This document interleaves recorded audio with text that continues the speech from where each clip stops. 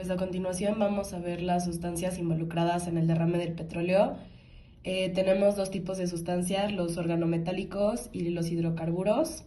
Vamos a empezar con los organometálicos. Estos están en pequeñas cantidades y son como el azufre, el oxígeno, el nitrógeno, el cromo y el níquel, entre algunos otros. Y los hidrocarburos pues están formados a base de carbono e hidrógeno. La configuración electrónica del carbono, si nos fijamos en su configuración de kernel, nos queda de esta forma. Y la del hidrógeno pues es 1s1, teniendo un electrón en su capa de valencia, y el carbono tiene 4 electrones, por lo que el hidrógeno suele dar ese electrón al hacer los enlaces químicos y el carbono los recibe para completar su octeto. Y aquí como primer ejemplo tenemos el metano, su fórmula es CH4. Acomodamos toda la configuración de la estructura de Lewis y nos queda de esta forma, y podemos ver que la geometría molecular es tetraédrica porque tenemos 4 dominios enlazantes del carbono. El carbono es pues nuestro elemento central y tenemos 4 dominios enlazantes y por eso tiene esta geometría molecular. Además del metano, tenemos otros hidrocarburos presentes en el petróleo como el ciclopropano.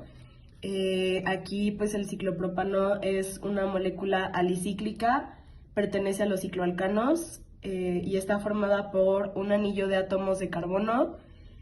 Aquí como podemos ver contamos con 3 carbonos, y para pues inferir su geometría molecular no importa en cuál de los 3 carbonos nos posicionemos, al final su geometría va a ser tetraédrica porque en cualquiera de estos 3 carbonos tiene 4 dominios enlazantes y no hay ningún dominio no enlazante. Después pasamos con el benceno. Aquí también pues es muy parecido al ciclopropano. La diferencia es que aquí contamos con 6 moléculas, bueno, 6 átomos de carbono, y aquí la geometría molecular es trigonal plana. No importa en cuál de los 6 carbonos nos posicionemos, vemos que tenemos 1, 2, 3 dominios enlazantes y ningún dominio no enlazante, y esto no va a cambiar. Y finalmente tenemos al propino, que también es un hidrocarburo presente en el petróleo, y su geometría molecular también es tetraédrica porque podemos ver que no tiene ningún dominio no enlazante. Ahora se van a hablar de las interacciones intermoleculares. Como bien sabemos, el petróleo está compuesto principalmente de hidrocarburos, que son cadenas largas de carbonos e hidrógenos. Y el agua está compuesta por 2 moléculas de hidrógeno y una de oxígeno. Ahora bien, vamos a ver la electronegatividad para sacar si es no polar y polar, o cómo se sacó más bien. La diferencia de electronegatividades entre carbono e hidrógeno es 0.4, por lo que ya con ello podemos identificar que es no polar. Y con el agua, entre oxígeno e hidrógeno hay 1.4 de diferencia de electronegatividad. Pero también con el agua nos podemos dar cuenta por la simetría de la molécula, ya que oxígeno tiene 2 dominios enlazantes e hidrógeno, o sea, no tiene nada. Entonces, la molécula tiende a irse para oxígeno, que es el más electronegativo. Con esto podemos identificar que son una molécula no polar y la otra polar. Debido a ello, el petróleo no es soluble en agua, porque la regla de la solubilidad dice que las moléculas no polares se disuelven en moléculas no polares y las polares se disuelven en moléculas polares. Con estas fuerzas que se forman, podemos definir la viscosidad, por ejemplo, de una molécula y el punto de ebullición. La molécula de agua forma puentes de hidrógeno, que son fuerzas intermoleculares bastante fuertes. Y las moléculas de hidrocarburos tienden a formar fuerzas de dispersión de London. Los puentes de hidrógeno, como son fuertes, el agua necesita 100 centígrados más o menos para convertirse en gas. Y por ejemplo, el metano, que es un hidrocarburo, solamente necesita menos 161 centígrados. Ahora, la viscosidad es una característica física de los líquidos para resistirse a la corriente de agua. Entonces, normalmente, entre más polar una molécula, más viscosidad tiene, por lo que el petróleo es más viscoso que el agua, y entonces se repele. La situación problema trata acerca de un derrame de petróleo en el río San Juan, ubicado en Cadereyta, Jiménez, Nuevo León. Después de revisar la situación problema, se nos ocurre una idea, la cual consiste en primera instancia que se bardee el área afectada por donde está el petróleo. En segundo, con una red de pesca o cualquier tipo de red que se pueda recoger los residuos orgánicos o lo que haya en el río, ya que normalmente pues suele haber como plantas o cosas que estorban junto a lo que se acumula dentro del derrame. Y esto nos va a servir para poder hacer una decantación pura, ya que al momento de que se jale o se transfiera todo el petróleo, se va a transferir sobre un tubo, el cual va a hacer la decantación y va a separar lo que es el agua del petróleo, para así poderla pasar otra vez nuevamente por un tubo y devolverla al río. Ahora bien, para que el agua se considere potable debe de cumplir con estas características.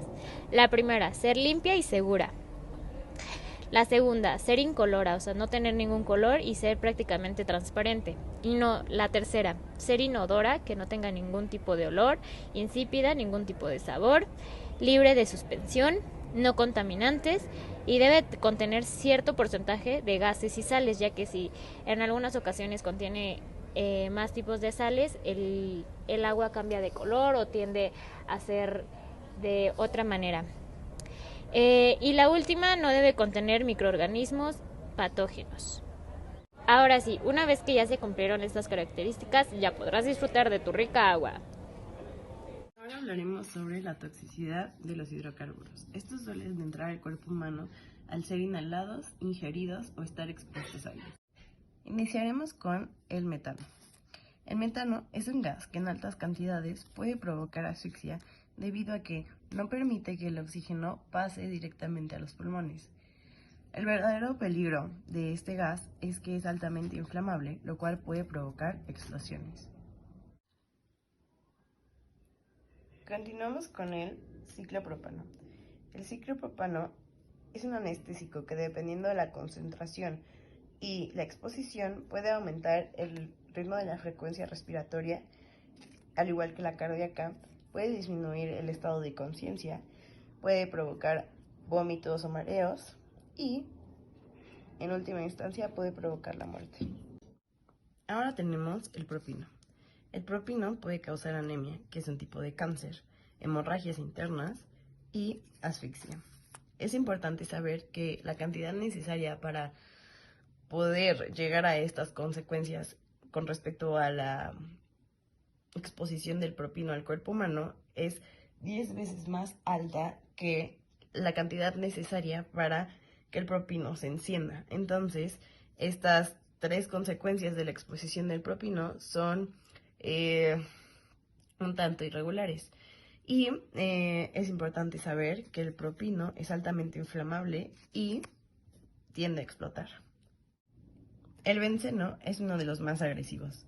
Respirar o ingerir altos niveles de benceno puede causar somnolencia, mareos, aumentar el ritmo cardíaco e incluso puede desatar la muerte. El benceno es un reconocido carcinógeno, lo cual significa que el contacto directo con este puede causar cáncer. Por último tenemos al gliceno. El gliceno es también un carcinógeno. Este es uno de los pocos que daña la salud reproductiva y es sumamente tóxico para especies acuáticas. ¿Qué nos asegura a nosotras la capacidad de tener un ambiente sano y acceso a agua potable? ¿Y qué obligaciones tiene el Estado mexicano y las autoridades internacionales para garantizárnoslos?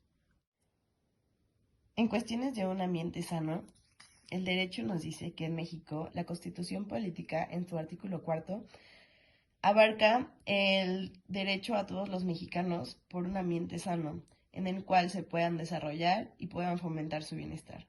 Del otro lado, en temas internacionales, 130 países ratificaron tratados regionales en donde se establece como un derecho humano el acceso a un medio ambiente sano. Cambiando el acceso a agua potable, México, en su Constitución Política, específicamente en el artículo 4, habla sobre el derecho al agua potable y el saneamiento, que son fundamentales para la realización, goce y disfrute de los demás derechos humanos. Del otro lado, la Asamblea General de las Naciones Unidas reconoció explícitamente el derecho al agua y saneamiento como un derecho humano.